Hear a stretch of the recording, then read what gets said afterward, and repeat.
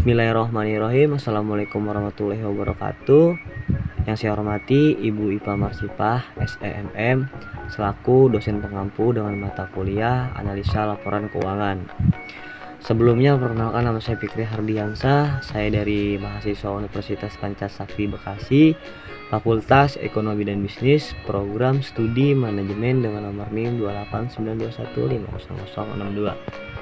Pada kesempatan kali ini saya akan membahas sedikit materi tentang analisis aktivitas investasi antara perusahaan, yang mana video ini adalah bagian dari ujian tengah semester. Langsung saja kita ke materi analisis aktivitas investasi antara perusahaan. Nah, di sini ada pendahuluannya, yaitu kondisi keuangan dan hasil operasi keuangan yang tercermin dalam laporan keuangan perusahaan pada hakikatnya merupakan hasil akhir dari kegiatan akuntansi perusahaan yang bersangkutan. Informasi tentang kondisi keuangan dan hasil operasi perusahaan sangat berguna bagi berbagai pihak, baik pihak yang ada dalam perusahaan maupun pihak yang berada di luar perusahaan. Informasi yang berguna misalnya tentang kemampuan perusahaan untuk melunasi utang-utang jangka pendek, kemampuan perusahaan dalam membayar bunga dan pokok pinjaman, dan keberhasilan perusahaan dalam meningkatkan besarnya modal sendiri. Adapun di sini latar belakangnya yaitu, seperti ini dijelaskan sebelumnya bahwa laporan keuangan pada dasarnya adalah hasil dari proses akuntansi yang dapat digunakan sebagai alat untuk berkomunikasi dengan pihak yang berkepentingan dengan kondisi keuangan hasil operasi keuangan. Pihak-pihak yang berkepentingan tersebut adalah manajemen, pemilik atau owner, kreditur, investor, penyalur, karyawan, lembaga pemerintah, dan masyarakat umum. Khusus untuk kepentingan perusahaan, umumnya diperlukan sejumlah laporan akuntansi yang lebih terperinci beserta ikhtisarnya yang memperhatikan aktivitas dari bagian-bagian yang ada dalam perusahaan. Laporan akuntansi untuk kepentingan intern ini disusun secara harian, mingguan, bulanan, triwulanan, atau pada waktu-waktu lain di mana laporan semacam itu diperlukan oleh manajemen. Pun latar belakang dari di sini ada poin-poin penting yang kita bahas, yaitu ada sekuritas investasi, ada sekuritas utang, dan sekuritas yang dimiliki hingga jatuh tempo. Sekuritas investasi.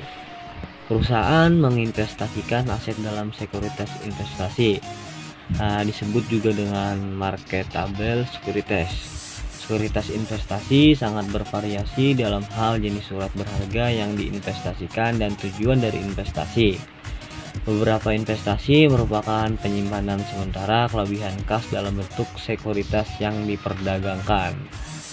Investasi ini juga dapat mencakup dana yang akan digunakan untuk investasi pada pabrik, peralatan, dan aset operasi lain, atau dapat digunakan sebagai dana pembayaran kewajiban. Tujuan penyimpanan sementara ini adalah untuk menggunakan kas yang menganggur secara produktif. Investasi lain misalnya partisipasi ekuitas pada afiliasi luar negeri seringkali merupakan bagian utama dari aktivitas inti perusahaan. Itulah tentang sekuritas investasi. Di sini ada sekuritas hutang. Sekuritas hutang itu mencerminkan hubungan kreditor dengan entitas lain, misalnya obligasi pemerintah dan swasta, obligasi perusahaan, dan wesel bayar dan utang yang dapat dikonversi. Sekuritas utang dikelompokkan dalam kelompok di perdagangan, dimiliki hingga jatuh tempo atau tersedia untuk dijual. Panduan akuntansi sekuritas utang berbeda tergantung dari jenis sekuritas. Di sini ada dua dari sekuritas utang. Sekuritas yang dimiliki hingga jatuh tempo. Sekuritas ini merupakan sekuritas utang yang ingin dan mampu dimiliki manajemen hingga jatuh tempo. Sekuritas ini dapat jatuh tempo dalam jangka waktu pendek, di mana mereka diklasifikasikan sebagai aset lancar, atau jangka panjang, di mana mereka diklasifikasikan sebagai aset tidak lancar. Adapun di sini sekuritas yang diperdagangkan atau trading securities merupakan utang atau ekuitas yang tidak memiliki pengaruh, yang dibeli dengan tujuan akan dikelola secara aktif dan dijual untuk mendapat keuntungan pada jangka waktu dekat. Sekuritas yang diperdagangkan adalah aset lancar. Di sini ada sekuritas ekuitas juga, yaitu equity sekuritas yang mencerminkan bagian kepemilikan pada entitas lain. Contohnya nih, meliputi saham biasanya dan saham preference, serta hak untuk memperoleh atau menjual bagian kepemilikan seperti warrant, stock right, serta opsi dan opsi jual. Saham preference yang dapat ditarik kembali serta sekuritas utang yang dapat dikonversi tidak dapat dimasukkan sebagai sekuritas ekuitas. Sekuritas tersebut diklasifikasikan sebagai sekuritas utang. Dua motivasi utama perusahaan membeli sekuritas ekuitas adalah yang pertama, untuk memaksakan pengaruh pada direksi dan manajemen entitas lain seperti pemasok, pelanggan, dan anak perusahaan. Atau yang kedua, untuk mendapatkan dividen dan penghasilan dari kenaikan harga saham. Perusahaan melaporkan investasi dalam sekuritas ekuitas berdasarkan kemampuan mereka untuk mempengaruhi atau mengendalikan aktivitas perusahaan yang diinvestasikan. Bukti kemampuan ini dicerminkan oleh persentase sekuritas dengan hak suara yang dimiliki oleh perusahaan investor.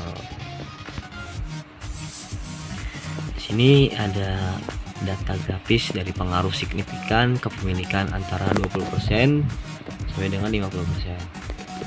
Kepemilikan saham meskipun kurang dari 50%, saham dengan hak suara dapat memberikan investor kemampuan untuk mempengaruhi secara signifikan aktivitas usaha perusahaan yang diinvestasi. Pembuktian atas kemampuan investor untuk memaksakan pengaruh signifikan terhadap aktivitas usaha perusahaan yang diinvestasikan diperlihatkan dalam berbagai cara seperti perwakilan dan partisipasi, manajemen atau perundingan yang berpengaruh sebagai hasil dari hubungan berdasarkan perjanjian. Dan di sini kesimpulannya adalah aktivitas antara perusahaan meningkat perannya dalam aktivitas bisnis. Perusahaan membeli investasi antara perusahaan untuk beberapa alasan seperti diversifikasi atau ekspansi serta kesempatan kompetitif dan pengembalian. Hal ini mengungkapkan laporan keuangan untuk investasi dalam sekuritas atas analisis dan interpretasi aktivitas bisnis sebagaimana tercermin dalam laporan keuangan.